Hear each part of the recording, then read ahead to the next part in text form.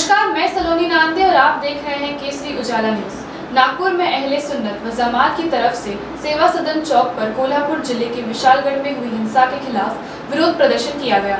इस प्रदर्शन में हजारों की संख्या में लोग उपस्थित हुए। वॉइस धरने में शामिल हुए लोगों ने कहा कि भारत एक खूबसूरत देश है और ये देश की शांति और सहिष्णुता बरकरार रहनी चाहिए। धरने में शामिल हुए लोगों ने कहा कि भारत एक खूबसूरत देश है और ये देश शांति और सहिष्णुता के लिए जाना जाता है और देश में इस तरह की घटना होना दुर्भाग्यपूर्ण है। उन्होंने कहा कि ऐसी घटनाओं से देश की छवि खराब होती है और कानून व्यवस्था पर सवाल खड़े होते हैं। के सगळ्यांना माहीत आहे की कोल्हापूरमध्ये रजा मस्जिदमध्ये एक शरारती तत्वाद्वारे एक हमला गेलेला आहे। त्याच्यामुळे जो मुस्लिम समुदाय आहे त्यांची भावना आहत झाली आहे। तिकडे आमचा जो ग्रंथ आहे कुराण मजीद तिची बेहुरमती केलेली आहे। त्याच्यामुळे इथे आम्ही एकत्र झालेले आहे। महाराष्ट्रामध्ये जो आता सध्या जो गव्हर्नमेंट आहे ते अल्पसंख्याक समुदाय आहे त्यांची ते सुरक्षा व्यवस्थित नाही करतात आहे। त्याच्यामुळे हे आमचा आज एक निषेध होता। इथे सेवा सदन चौकात इथे सगळे मुस्लिम बंधू इथे एकत्र झालेले आहे। त्याच्यासाठी आम्ही फक्त आमचा एकच मागणी आहे कि जियो और चैन से जीने दो।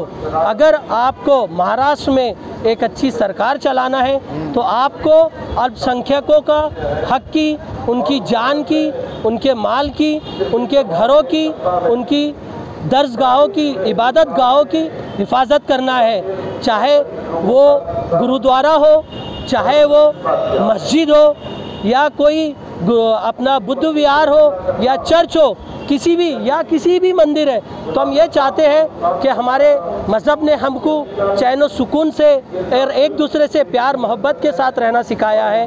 पर आप हम पे जुल्म करोगे तो हम खामोश रहने वाले नहीं।